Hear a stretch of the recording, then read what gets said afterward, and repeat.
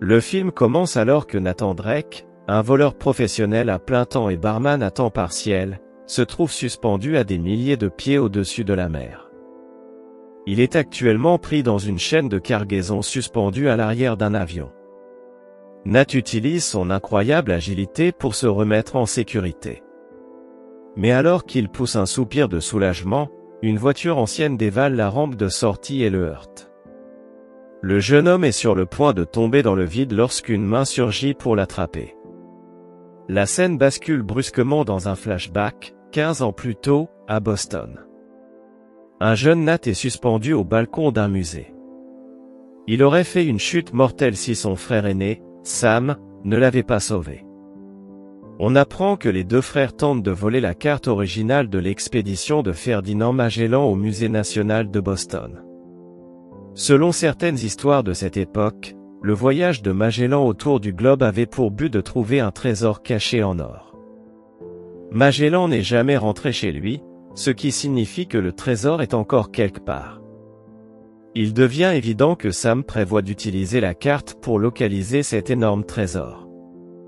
Il enfonce alors son couteau dans la serrure et tente d'ouvrir la vitrine contenant l'artefact.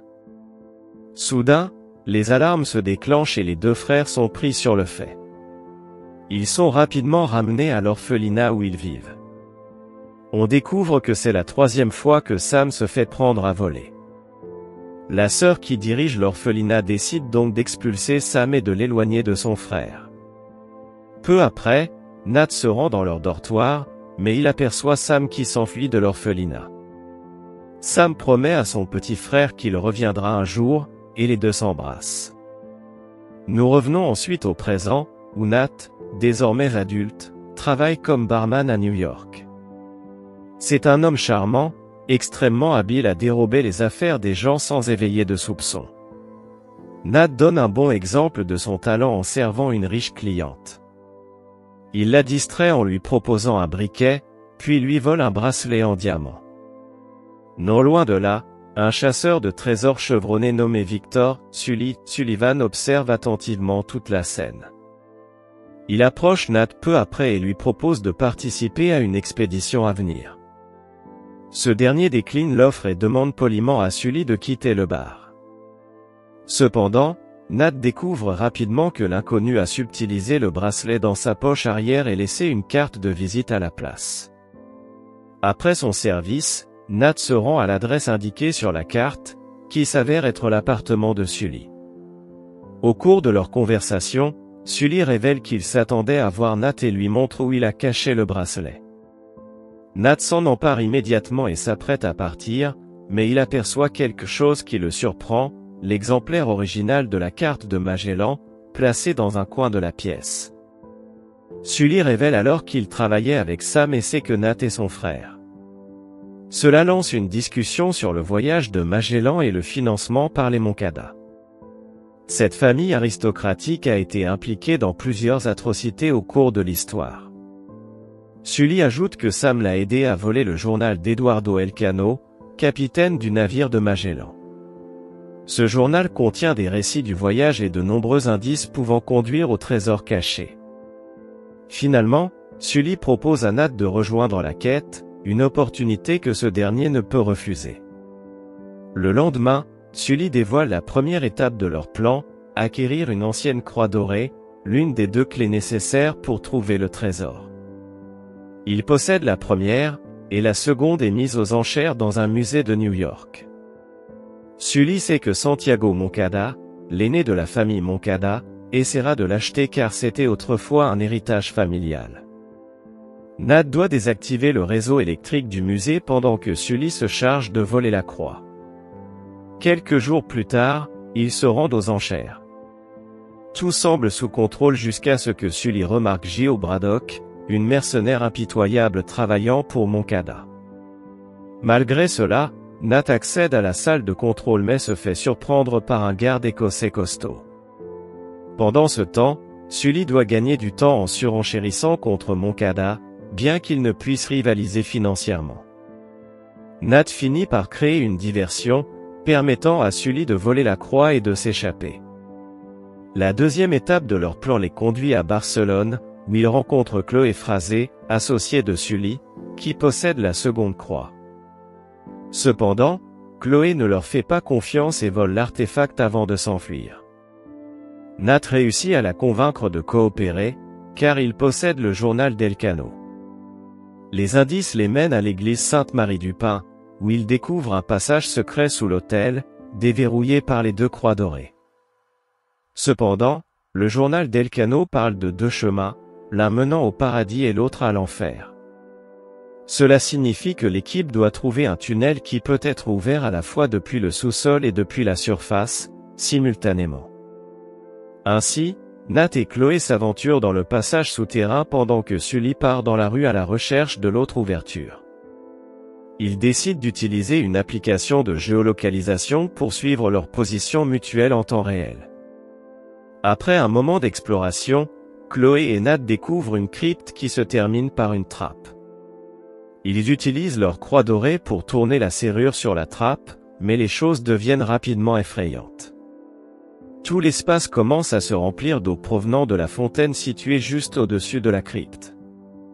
Pour qu'ils puissent s'échapper, Sully doit trouver une autre ouverture au niveau du sol. Heureusement, il remarque bientôt une serrure sur le mur d'un restaurant voisin. Le seul problème est que Braddock se tient en plein sur son chemin, bien décidé à voler la croix dorée. Les deux s'engagent dans un combat acharné, et Sully parvient finalement à la mettre hors d'état de nuire. Il ouvre alors la serrure à temps. Quelques mètres en dessous, dans la crypte, l'eau commence à s'évacuer, sauvant ainsi ses deux collègues. Par la suite, Sully trouve un symbole près de la fontaine qui ressemble à une échelle. Il en déduit que ce symbole représente les deux croix dorées placées ensemble, formant une seule clé. Il laisse tomber sa croix dans un conduit de drainage en direction de la crypte. Nat assemble alors les deux artefacts et parvient à former une clé unique qui ressemble à une échelle. En l'utilisant, lui et Chloé entrent dans une antichambre romaine avec d'immenses urnes au centre. Le duo jubile, pensant avoir enfin trouvé l'or de Magellan, et se précipite pour examiner les urnes. Mais leur joie se transforme rapidement en déception lorsque ces récipients s'avèrent remplis de sel. Cependant, Nat découvre une carte cachée parmi les tas de sel, indiquant que le trésor se trouve aux Philippines. Malheureusement, Chloé profite de l'occasion pour tromper Nat et s'emparer de la carte. Elle révèle également que Sully lui cache la vérité sur Sam avant d'assommer le jeune homme avec son pistolet. Quelques instants plus tard, Sully trouve Nat inconscient dans la crypte. Il le réveille, mais Nat demande immédiatement ce qui est arrivé à son frère. N'ayant pas d'autre choix, Sully finit par révéler la vérité sur ce qui s'est passé une année auparavant, dans un endroit appelé San Sébastien. Lui et Sam ont été pris dans une embuscade tendue par Braddock, qui leur a tiré dessus. Sully n'a eu d'autre choix que de fuir, laissant son ami derrière, ce qui l'a amené à croire que Sam est mort. Nat, dévasté par cette révélation, commence à remettre en question le sens de son existence. Cependant, il décide de ne pas abandonner la quête et de rester avec Sully pour le moment. Ailleurs, dans un retournement de situation, Santiago révèle qu'il avait engagé Chloé dans son équipe. Cela devient évident lorsqu'elle apporte bientôt la carte au siège de la Fondation Moncada. Santiago se prépare alors à partir pour les Philippines avec son équipage, comprenant Braddock et Chloé. Le lendemain, Nat et Sully suivent l'équipage de Santiago jusqu'à un aéroport. L'aristocrate transporte de grandes quantités d'équipements, des hommes et même sa Mercedes rouge préférée aux Philippines. Le duo y voit une opportunité et se cache dans le coffre de la voiture. Peu après, l'avion décolle de Barcelone, et Moncada rassemble son équipage pour un discours. Il parle de sa conviction que l'équipage de Magellan a trahi sa famille. Il est occupé à se vanter lorsque Braddock lui tranche soudainement la gorge. On découvre alors qu'elle et les autres mercenaires avaient planifié cette trahison depuis des mois. Ils veulent utiliser les ressources de Santiago pour trouver le trésor et garder tout l'argent pour eux. Cependant, elle ne remarque pas deux événements importants qui se déroulent sous son nez. Tout d'abord, Chloé s'éclipse discrètement et se cache dans la Mercedes préférée de Santiago.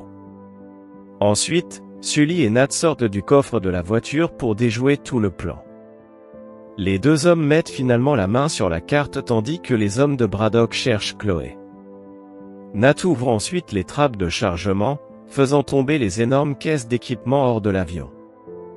Après avoir réussi à déjouer les plans de Braddock, Sully parvient à sauter en sécurité avec un parachute.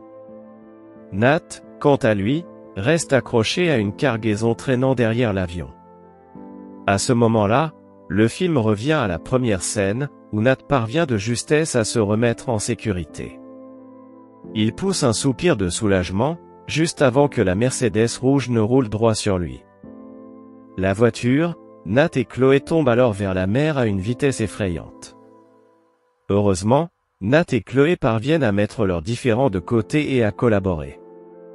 Ils s'accrochent à une caisse de cargaison et déclenchent un parachute, ralentissant leur descente.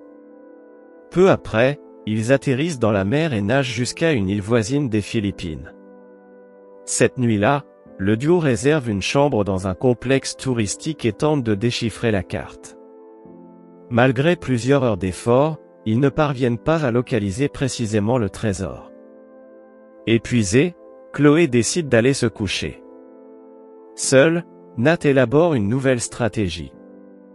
Il sort une des cartes postales de Sam et la passe à la flamme. À sa grande surprise, un message caché apparaît, indiquant que les clés doivent être utilisées comme des boussoles. En utilisant les deux croix dorées, Nat découvre que leur point nord indique l'emplacement exact du trésor. Pour détourner toute personne susceptible de le suivre, il écrit de fausses coordonnées sur un papier et le laisse sur le bureau. Le lendemain matin, Chloé voit la note et part seule, croyant avoir pris de l'avance. Nat se réveille plus tard, pleinement satisfait que son plan ait fonctionné. Il utilise un hors-bord pour se rendre à l'emplacement, mais Braddock, qui est sur une île voisine, le remarque. Un peu plus tard, Nat atteint une caverne sous une immense falaise où deux anciens navires espagnols sont coincés. Le jeune homme savoure sa découverte quand Sully arrive sur place. Il s'avère qu'il a localisé Nat grâce au traceur GPS activé quelques jours plus tôt. Tous deux montent à bord d'un des navires et découvrent des tonnes d'or stockées dans des caisses en bois. Malheureusement, leur bonheur est de courte durée, car Braddock et ses hommes arrivent également. Nat et Sully commencent à charger leur trésor quand Braddock décide de prendre des mesures radicales. Elle fait appel à deux hélicoptères pour soulever les navires hors de la caverne, car ils ont eux-mêmes une valeur estimée à des milliards.